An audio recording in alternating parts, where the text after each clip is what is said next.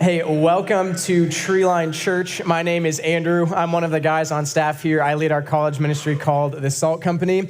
And yes, and some of the college students are still around. Some of them, this is their last Sundays. They're graduating and moving on. And so just know we love you guys. You'll always have a home here. And parents, or even if you're visiting for that, just want to say welcome. We're especially glad that you're here. If you have a Bible, you can go ahead and turn to Matthew 28. And that is really significant for our church because we have spent sort of the first year and a half of this church teaching through the entire book of Matthew, and Matthew 28 is the last chapter in that book. And it's not that we're just excited to be done with Matthew. I'm particularly excited about this chapter because it's really important.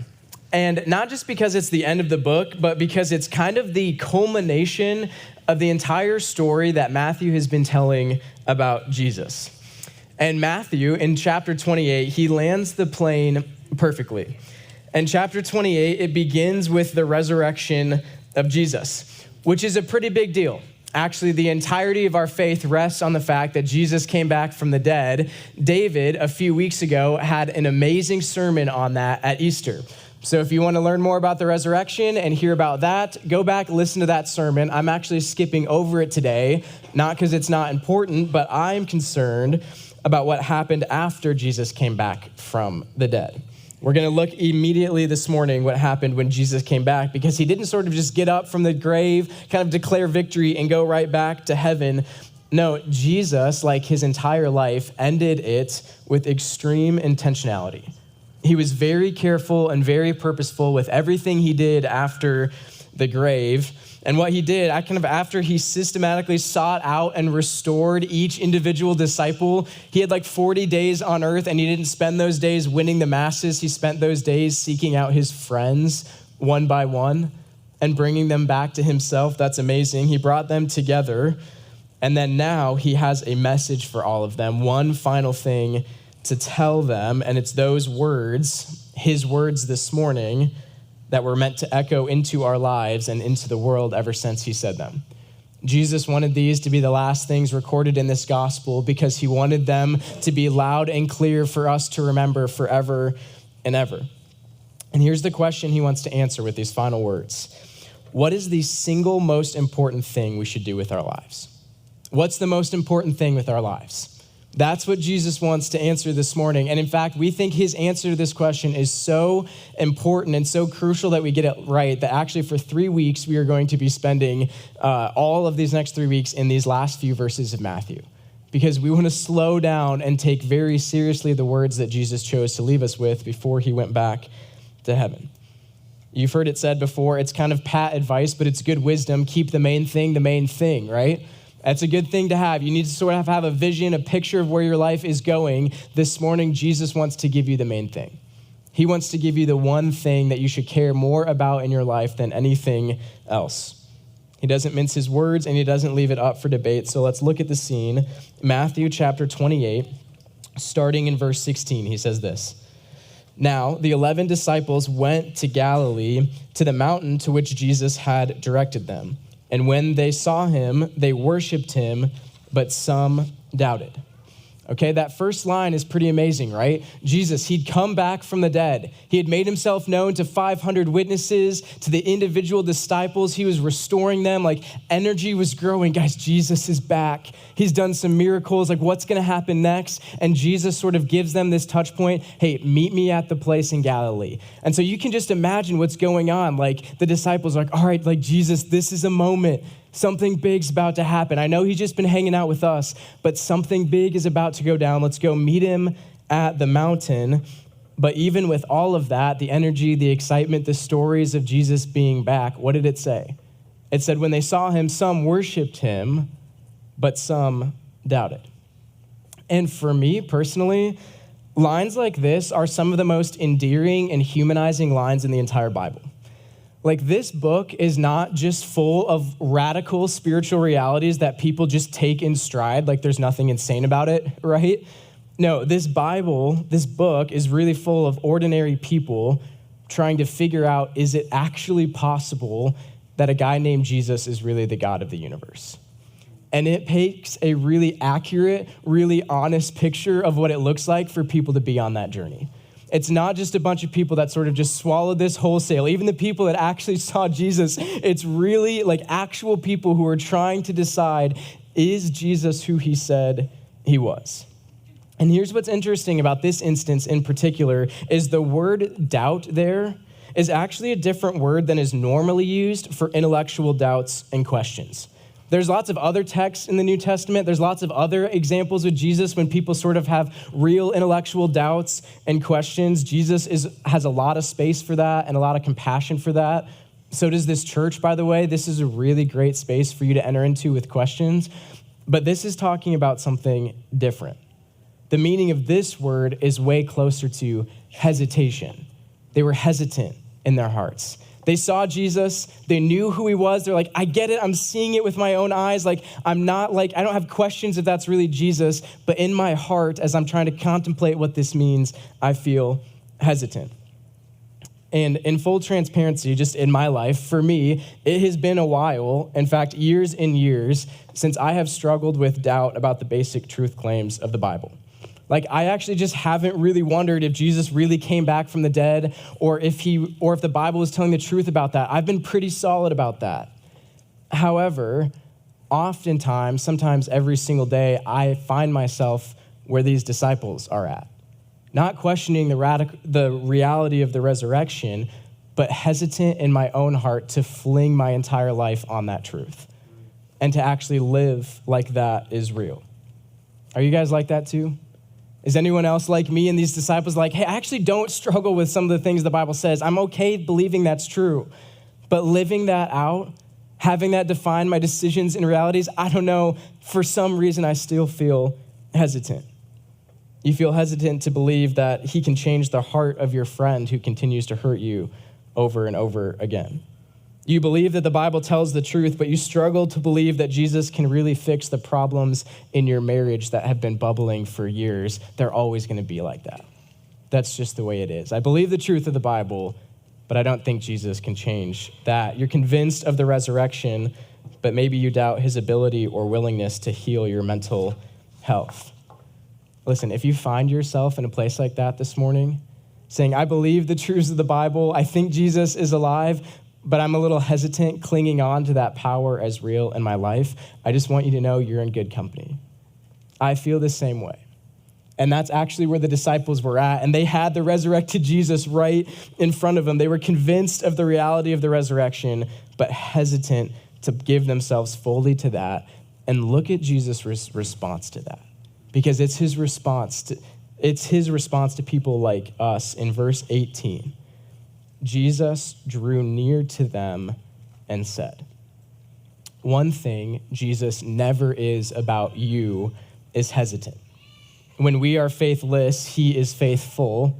When we are full of doubt, he is full of hope. And when we stand hesitantly at a distance, Jesus draws near. That wasn't a throwaway verse. Those words aren't just in this to sort of set the scene for us. Those words are in the text to show us the heart of Jesus towards people who doubt. Can you just go to that mountain in your mind for a minute? I mean, just think about being there with Jesus, your best friend, your master, the one you have followed for 3 years, the one who just days ago you abandoned for him to die. He's now standing before you back from the dead. There's no mistake. Like, there he is. You see him. And you want so badly to believe, you want so badly to run towards him, but there's something in you that's just like, I don't know if I believe that. And worse than that, as you look into his eyes, you can kind of tell that he knows you're doubting. As you make eye contact, you sense that he knows the distance there is between you. And you're wondering what's gonna happen. He sees me, I feel exposed. Can you imagine the relief you feel as Jesus moves towards you in that moment? Have you guys ever actually thought that Jesus steps towards you in your doubt and hesitation? Have you ever stopped and slowed down long enough to see in his eyes this soft smile that says, I want you anyway? I'm telling you, that's what the disciples felt that morning. You guys, I need more moments face to face with Jesus like this in my life. I have doubts. Sometimes I do have hesitations on if this is really worth living for. And sometimes I wonder if my doubts and hesitations are the reason I shouldn't draw near to Jesus, but that's not how Jesus views it. Jesus is like, I love people like that. I see your heart and move towards you anyway. Some of us are so timid around Jesus. Some of us are so questioning about if we deserve it or if our hesitations and doubts disqualify us. That is not the case. Jesus is like, I want your honesty. I see your doubts. I see your hesitations. I know where you're not completely sure about this thing. Just tell me. I want to draw near anyway. Radical candidness with Jesus, that's where they were at. You guys, Jesus isn't interested in a bunch of fake followers that pretend that they're in a different place than they really are. The one thing you should never be around Jesus is dishonest, because he sees through everything. And he's actually okay when we are brutally honest with where we're at. Their doubt didn't deter Jesus. He draws near and he begins to swallow up their doubt. He begins to crush any tension. He begins to remove any distance between them with his next words as he pulls them into the greatest and most personal invite of their entire life. Look at Matthew 28:18. Jesus came to them and he said, all authority in heaven and on earth has been given to me. Right there. Those exact words, all authority has been given to Jesus, is the very thing that the entire book of Matthew has been building towards. This is the pinnacle. This is the message of Matthew. All authority in heaven and earth has been given to Jesus. He is the King. A couple weeks ago, we looked at his trial, and the very reason that Jesus was crucified is because he claimed to be king, and now he is back from the dead claiming that authority. And here's what's true here. Jesus isn't asserting his authority or vaulting it to a place it doesn't belong. He's just stating a fact that's true about somebody who has power over life and death. Think about it for a moment. Here's what's not up for debate. Here's what's like no level of contention whatsoever. If someone is able to heal the sick, cast out demons, raise the dead, defeat death and hell, and reunite God with humanity, if someone can do that, then it is absolutely true that they have more power and authority on earth than anyone else. That's just true. If someone can do all that, they have all authority, they have all power. It's not a question of if someone did all those things, do they have power? The only question that matters is, did Jesus do those things? Was Jesus the person that did those things? Because if he did, the question's answered. He does have that authority. And the disciples knew this. And as they were looking at the resurrected, glorified Jesus, as they saw him, the question they had the answer to that question on the mountain was absolutely yes. They were looking at their friend. They knew who it was. They'd seen his body beaten and crucified. They laid him in his grave. Now standing before them, the answer to that question was yes. And in a moment for the disciples, Jesus had more power and more authority in their life than any parent, influencer, boss, or governing authority ever could. It was incomparable. When Jesus said to his disciples, I have all authority, they must have thought to themselves, it can't be any other way. You came back from the dead. It made sense to them. On that mountain, there wasn't a question whether or not Jesus had authority. The question was, were they going to obey it? Were they going to submit to it? You know, I said before, there were some doubts, there were some hesitancies, and I can't help but wonder, actually, if part of the hesitancy that they were feeling, if part of like the fear or distrust in their hearts wasn't because they doubted Jesus's authority, but because they believed it. I wonder if one of the reasons they felt scared or hesitant to move towards Jesus is because they were trying to grapple with the reality if that what they were looking at was real. Because then the only option they would have in their life was to bow down in total submission and obedience to the King of the world. I wonder if they were scared and fearful because they thought it was true. And if it was true that the glorified Son of God was standing before them, the only thing they could possibly do is bow down and say, you are my king now. And that was it. For the very last time, they had to wrestle with this question that any thought that they could be a follower of Jesus but still be in charge of their own life is gone. That was the last time they had to wrestle with the question, because after that, they would have to answer it. That's not one of the options left, being your own king, when you're looking at the person who holds life and death in their nail-scarred hands. It's not an option that's left. Let me ask you, does Jesus have that kind of authority in your life?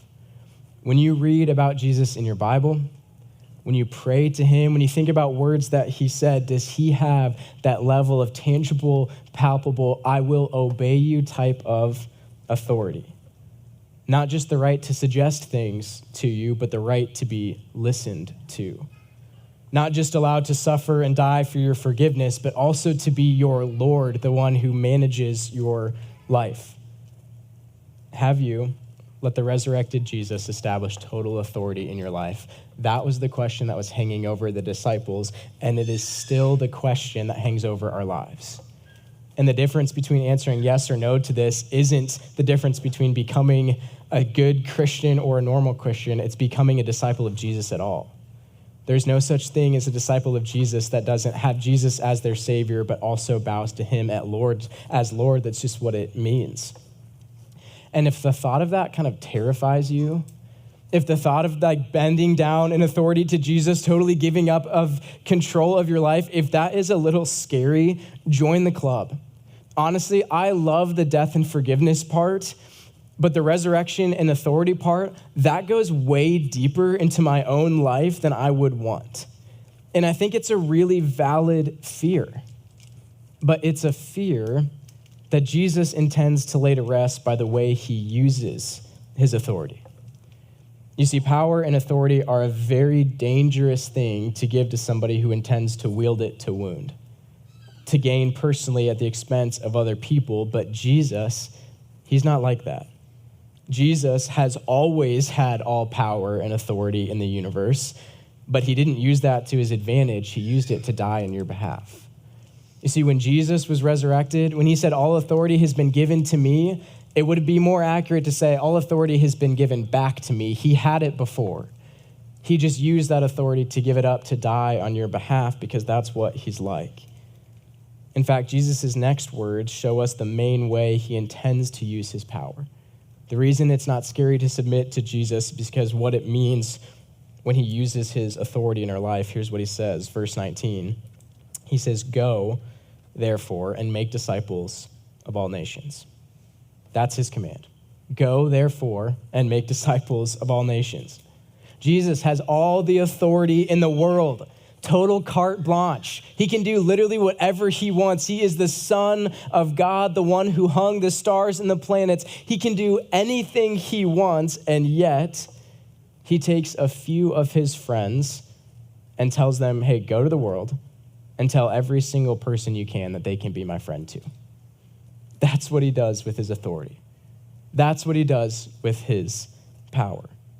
That's what Jesus wants, not world domination, not empires and armies. He wants people from every language, group, and ethnicity to be in his inner circle. The defining feature of Jesus' authority isn't merely his design to reign over people, it's his desire for relationship with people. And if you directly translate that sentence, go therefore and make disciples of all nations, here's what it actually means. Here's what the disciples would have heard. It means, as you go, love and teach all the races and ethnicities of the world. As you go, as you live your life, as you do the things that set before you, love and teach, in other words, disciple, every race, every ethnicity, everybody can get in on this. That is the main thing, and in fact, the one thing that Jesus desires for you in your life, is that all of your decisions, all of your 5-year plans, your 10-year plans, your retirement funding, all of that would be anchored on a trajectory towards helping the nations know and love Jesus. He says, go and disciple the nations. And back then, that would have meant a lot to them. Go and disciple the nations. Basically, Jesus is saying, hey, go help other people be what you have been to me. And a disciple, it meant something very specific. Oftentimes, a disciple was called an apprentice. And it's important that we know what a disciple is, because you can't go and make disciples if you are not first yourself a disciple. And back then, a disciple or an apprentice, it was someone who gave up their former way of life. They attached themselves to a rabbi or a teacher, and they learned from them as they lived and followed them wherever they went. And this was especially true for Jesus' followers. I mean, think of what they gave up to follow Jesus, right? They left professions. They left money. They left families. They left identities. They left everything and charted a new course following this rabbi named Jesus. And Jesus knew what he was doing when he calls us to be his disciples. It is an entire life change. It's not just a little bit thinking differently about some beliefs. It's not merely being a convert. It is becoming an active follower and disciple of Jesus. Listen to this. Immigrating to a different country, think about that. Immigrating to a completely different country and trying to assimilate to their culture and language is not a strong enough picture of what it looks like to begin to follow Jesus. Moving to a different place, trying to fit in, trying to learn a new language, eat a different food, change your whole way of life is not a big enough picture of what it means to actually become a disciple of Jesus. We're talking about going from spiritual death to spiritual life. We're talking about being dead in our sins to being in a relationship with the God of the universe. This is wholesale and all-encompassing. This means we follow Jesus and we listen to him and we let him change our life, every single facet about it. That's what it means to become a disciple. To be a disciple of Jesus is to attach yourself to him, to learn and to live in total submission to him and his way of life. It's the only path of life that leads to life. And this isn't merely changing someone's statement of faith. This was reorienting their entire life under the culture and rule and reign of Christ. The disciples did that. And here's what they found.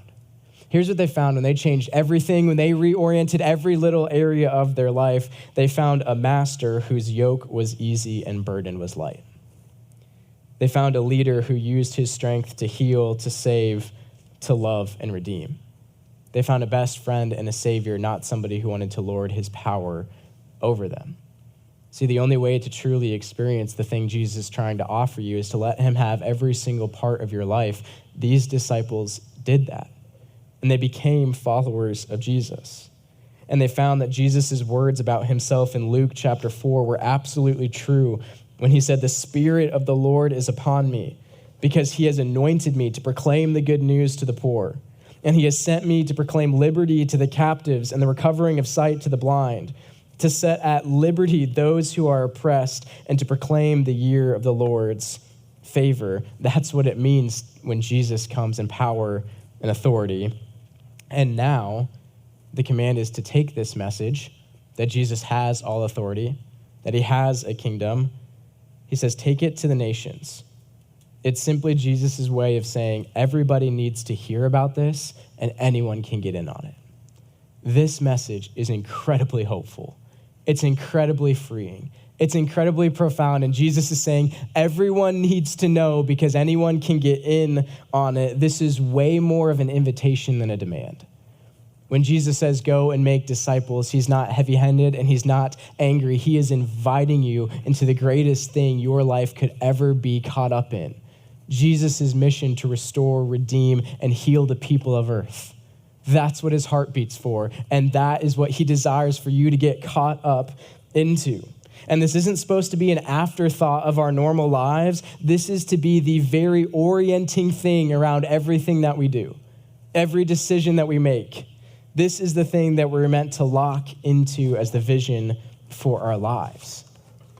And the reason it's supposed to be that encompassing is because Jesus wants your life to feel something like this. Okay, in about a month and a half from now, we're going to be celebrating a holiday on June 19th called Juneteenth. And here's why we celebrate it. I hope you celebrate it. I hope you are aware of it. But in January of 1963, in America, President Abraham Lincoln, he issued the Emancipation Proclamation. This was an amazing day in the history of our country because it declared freedom for every single person in this country being held as a slave in the United States. This was incredible. It was a beautiful day for so many people. However, this law was not immediately enforced across the country. Because there wasn't enough Union soldiers and generals to sweep the South, and because they didn't have the same lines of communication and technology that we have today, some Southern slave owners were able to keep their slaves in the dark about the news. This was especially prevalent in Texas, because Texas was west of where most of the established South was at, and because it was so far west, so many slaves were free but hadn't heard about it yet. The war was won, the decree was issued, the slaves were free, but the message hadn't gone out. Until June 19th, 1865 in Galveston, Texas. Major General Jordan Granger and 2,000 primarily black soldiers rode into town and across the state and finally declared what had been true for years already: the slaves were free. And there was rejoicing in the state of Texas. Can you imagine being one of those soldiers? One of those soldiers watching your friends, your brothers, enslaved when they don't have to be anymore, with the power that comes in and said, you are free, and watching husbands get reunited with their brides, families, watching people run off plantations away from their captors, justice finally being executed. Can you imagine how good you would feel in that moment delivering that type of news? That is what it feels like to proclaim the kingdom of Jesus on this world. Freedom and victory over the things that hold us back. Listen, one general and some troops, they did not have the power to liberate slaves from an entire state. They didn't have the power to do it. But when they came, they didn't just come in their own power. They came with the authority of the United States government, and they could proclaim freedom. You do not have the power to save souls. You don't have the power to win arguments. You don't have the power to change a life, but Jesus does. And when you go out into the world, you don't go with your own power. You go out with the authority of Jesus Christ to proclaim victory over the things of this world. You have the authority of Jesus. Jesus doesn't just use his authority to send us out. He sends us out with his authority. And here's the thing. This isn't a mission to go take Jesus' authority and glory where it doesn't belong. This is a mission to go and proclaim Jesus' authority where it's already at. He does not, and in fact cannot, send us to some place where he doesn't have the strength and the power and the authority to break the things that enslave us. Addictions, sin, brokenness, power structures. Jesus can do it all, and he gives you that authority to go and be the messenger. And that's what it feels like.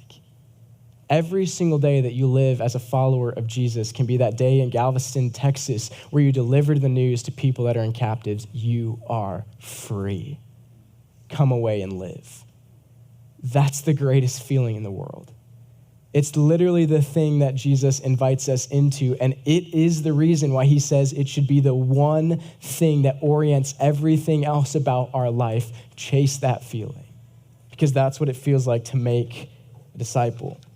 This is way more than demanding converts or changing people's minds. This is declaring victory over the evil one.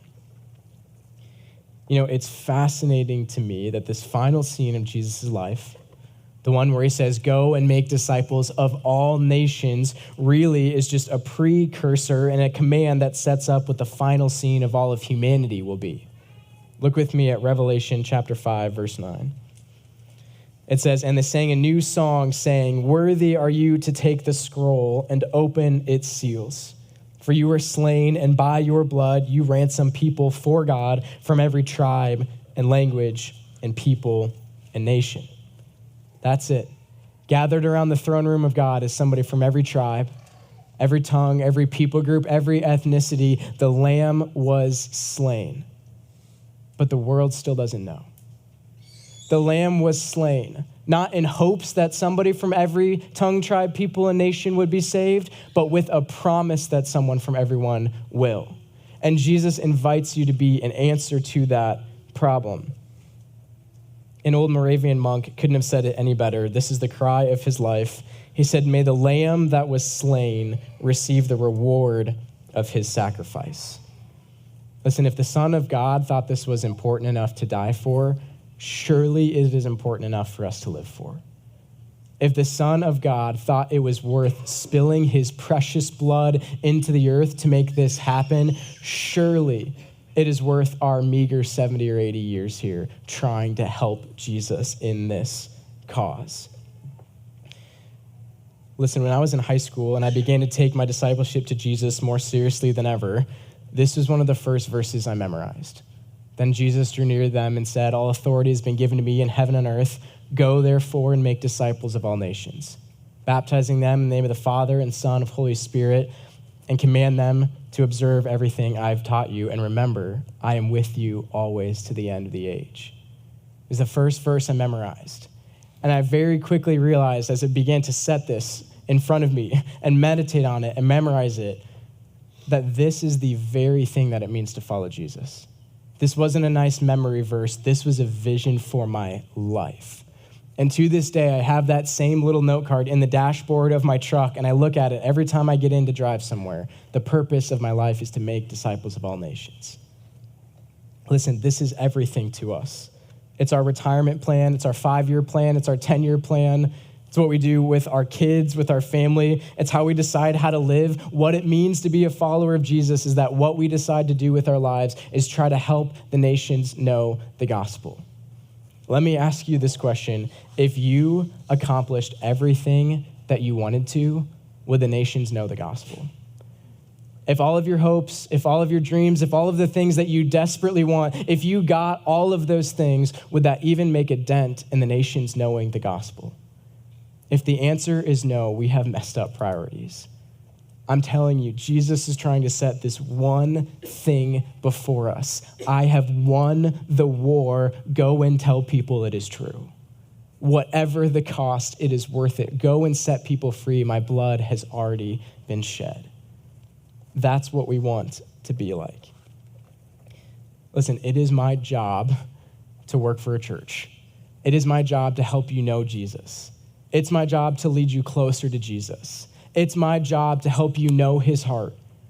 I don't know how to do that without also leading you towards the nations, because that is the thing that Jesus cares about most.